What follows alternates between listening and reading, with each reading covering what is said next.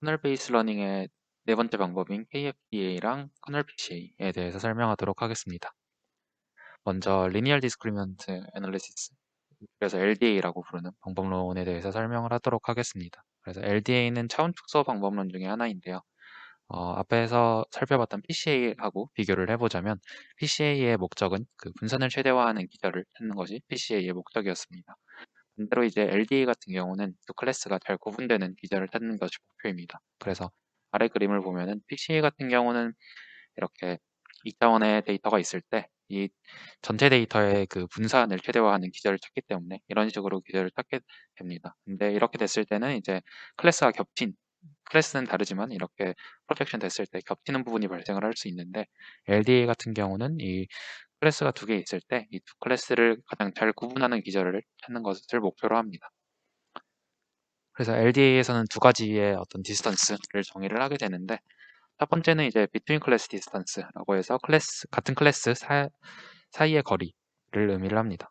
같은 클래스가 아니라 클래스 간의 거리를 의미를 합니다. 그래서 두 개의 클래스가 있을 때 이 각각의 클래스의 센트로이드를 계산을 하고 그 사이의 거리를 이제 그 between class distance로 정의를 하게 됩니다. 그래서 클래스 간의 구분을 잘하는 게 이제 LDA의 목적이니까 이 between class distance 같은 경우는 최대화를 하고 싶어 합니다.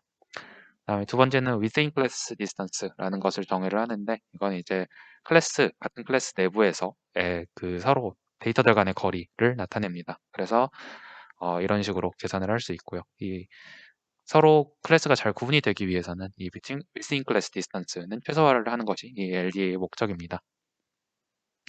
그래서 이거를 조금 더 살펴보면은 각 클래스의 센트로이드를 이제 M1과 M2라고 정의를 했을 때 이거를 W라고 하는 기저로 프로젝션을 시킬 거예요. 그럴 때 이제 이 두 센트로이드 사이의 거리는 이제 최대화를 시키고 싶었다고 앞에서 설명을 했었으니까 두 점 사이의 거리를 최대화를 할 건데 수직적으로 이렇게 쓰게 되면은 이렇게 쓸 수 있고요. 아래처럼. 그다음에 두 번째는 within class distance는 그 프로젝션된 센트로이드랑 그 프로젝션된 점들 사이의 거리를 최소화하고 싶어 하는 거고요. 그래서 수식으로 쓰면 이런 식으로 쓸 수 있습니다.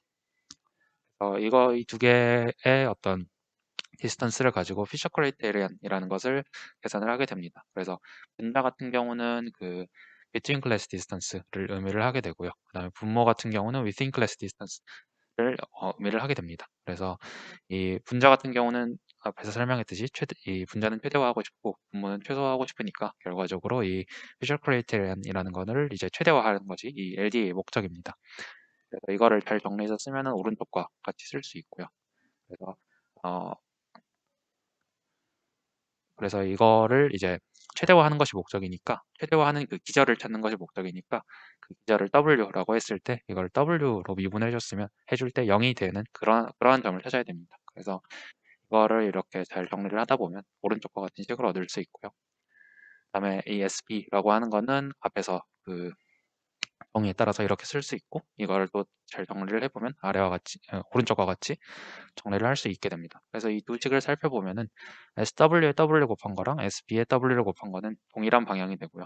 그 다음에 SB의 W랑 이제 M2-M1은 또 동일한 방향을 가지게 됩니다. 그래서 결과적으로 SW의 W랑 이제 그 M2-M1은 동일한 방향을 가지게 되고 결과적으로 저희가 찾고자 하는 기전은 아래와 같이 등식을 통해서 그러니까 이 SW의 그 인버스를 취한 거랑 이제 M2-M1을 곱한 것과 동일한 방향이다. 그래서 우리가 찾고 있는 기저 W는 이렇게 표현이 될 수 있다라는 것을 알 수 있습니다. 이제 KFDA 같은 경우는 이제 이 LDA를 이제 다른 말로는 이제 Fisher Discriminant Analysis라고도 이야기를 하는데요.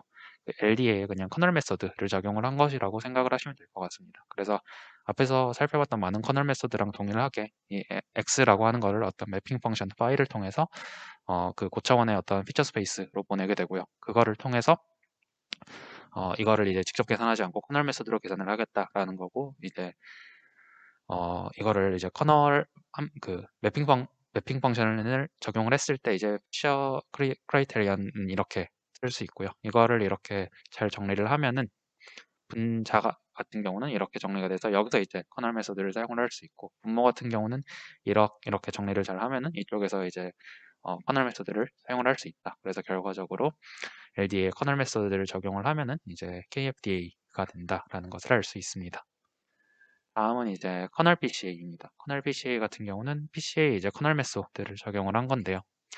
PCA 같은 경우는 이제 데이터가 넌리니어 하더라도 리니어한 형태의 기절을 찾게 됩니다. 그래서 왼쪽 아래의 그림을 보면은 데이터 포인터들은 어떤 넌리니어한 형태를 가지고 있는데 단순히 여기에 PCA를 적용을 하면은 이러한 리니어한 기절을 찾게 됩니다.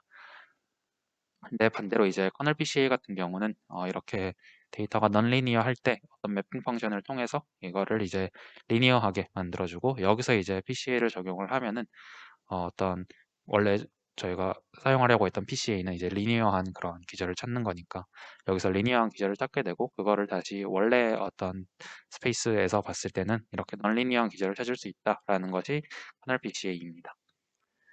그래서 커널 PCA에서도 동일하게 어떤 매핑 펑션을 통해서 고차원의 피처 스페이스에서 그 코베런스 매트릭스의 어떤 아이겐 디컴포지션을 수행을 하는 게 결국 이 피처 스페이스에서 PCA를 적용하겠다라는 이야기인 거고요. 이거 같은 경우는 이렇게 아래 수식을 보면은 이런 식으로 쓸 수 있는데 이거를 또 잘 정리하다 보면은 어떤 커널 매트릭스의 어떤 아이겐 디컴포지션을 수행을 하는 것과 동일한 이야기가 됩니다. 따라서 여기서도 이제 어떤 매핑 펑션을 직접 계산을 하는 게 아니라 커널 매트릭스를 통해서 커널 매트릭스의 아이겐 디컴포지션을 통해서 커널 PCA를 수행을 할 수 있다라는 것이 커널 PCA입니다.